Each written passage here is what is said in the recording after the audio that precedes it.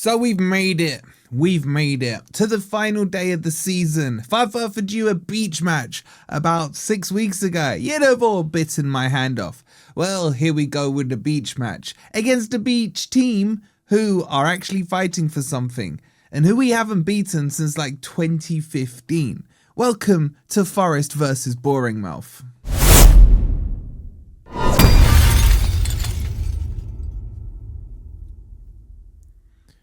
Hi guys, hope you're doing well and welcome to the preview. Coming up, we're going to go through the injury news, the team sheets, what's going to happen, all the usual good stuff for one last time, and then we can really celebrate because this season is over. 4 managers in, relegation fights, Europa League fights, God knows what else, man. It's just, oh God, delete this season.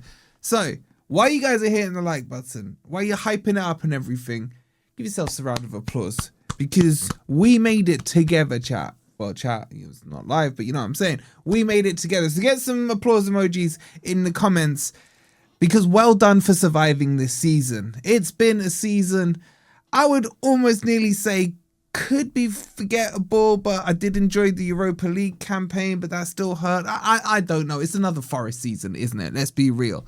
So, let's get into this match. Oh, where do we start with this? Where do we start? We could let Bournemouth get into the Champions League. It's on us now. And it's on Villa, and it's on Liverpool, and it's on Brighton. But to spice this game up, to make it sound like less of a beach game, let's put it on our head top. This trophy here, Boringmouth could be fighting for next season because of us. This is our bogey team. We haven't beaten them. I'm sure. What year was it, chat? 2015 off the top of my head was the last time we beat them. They're undefeated since January of this year.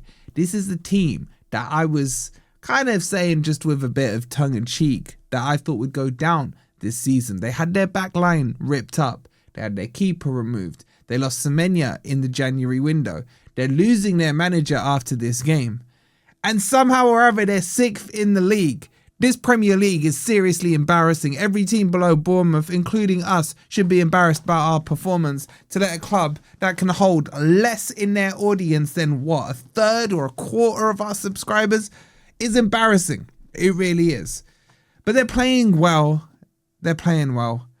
And I don't know how to feel about it because like, I'm checked out. I checked out after the Villa game. But I don't want to be the team that gives Boringmouth Champions League. It puts me in a bit of a moral quandary, should I say. I don't know. I don't want them to have it. I want us to win, obviously. I'll be honest with you as well.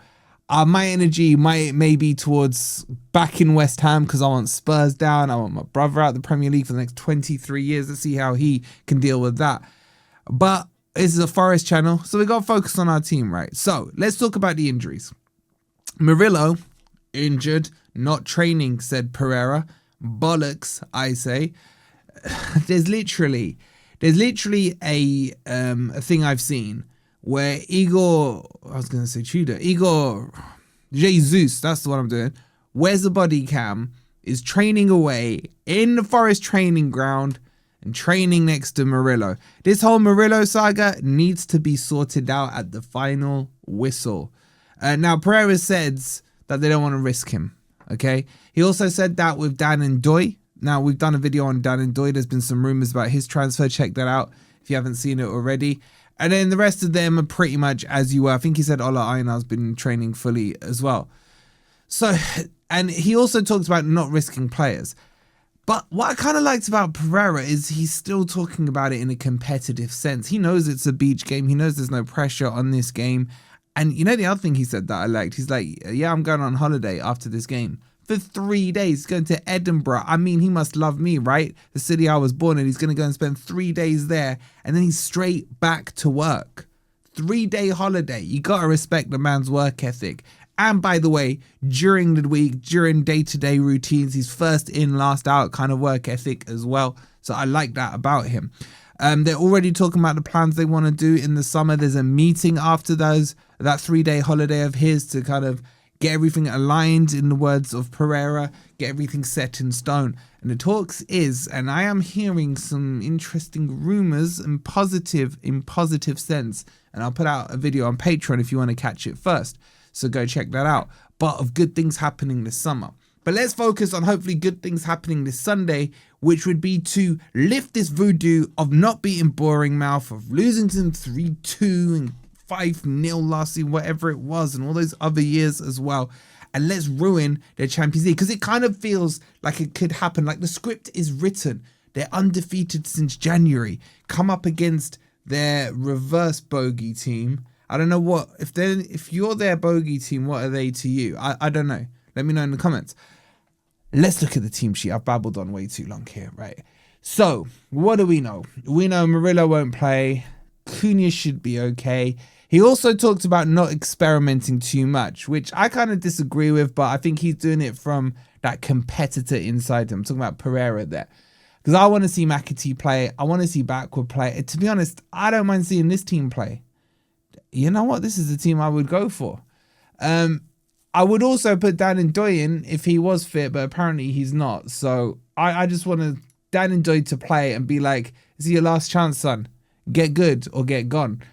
So this is what I do. 4-2-3-1. Sells in goal. I'm hearing news about goalkeeper as well, which is quite interesting.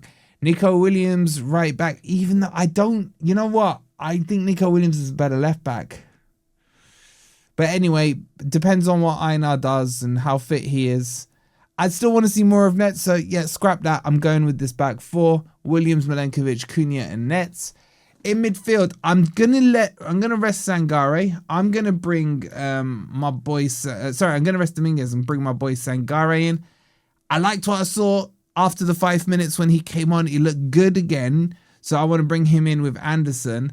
And then I want to go. You know what? I'd change this up a little bit here. I'm gonna put McAtee in the 10, and Morgan Gibbs Zorro on the left hand side, Backward on the right. I'm going Big T up front. Because I still don't think Chris Wood is match sharp or match fit or maybe 100% fit. Who knows? But that's the team I go with. Nice and simple. Go slap Boringmouth and see how it goes. But do I see it going that way? I don't know, chat. I don't know. I just think for me, I think the atmosphere is going to be brilliant. I think we as Forest fans feel there's yet again been a Forest person hard done by in Morgan Gibbs White. Obviously, we did the video yesterday on him being not selected for the England squad, which I think is crazy. And I think when one of our own, and he is one of our own, right? He kind of feels like, even though I know Wolves born and bred and all this crap, right? Man U fan, but still he feels like he bleeds Forest. When one of our own is hurting, we all hurt. And I think the crowd are going to get behind Gibbs White. Maybe we see what that Tifo. I love that Tifo. Remember against, it was Man U, I think, a couple of seasons ago. Bring that back out. Fire him up. Let him go and stick 2 fingers up to Tuchel. In fact, stick 2 fingers in your ear, Gibbs White, when you score your 18th goal of the campaign, 19th and 20th. Go get a hat-trick against Bournemouth. Because I'm predicting a Forest win. I'm predicting Gibbs White will score. I'm predicting this 11 or 10 year, whatever long it's been, freaking curse of Boringmouth ends at the City Ground this Sunday.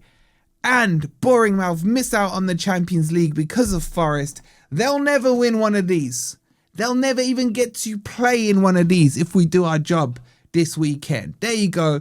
There's my freaking war cry and my rallying to you. I'm going to go Forest 3, Boringmouth 1. I'm going all out on this one. But we'll probably lose 3-2. Get your score predictions in the comments. Make sure you've liked and subscribed. Go and check out all my predictions over on the second channel on the Footy Network. And go and check out the Gibbs White video if you haven't seen the news. I mean, where have you been? I'll leave it on the end screen for you. We'll see you for the game tomorrow. Come on, you Reds.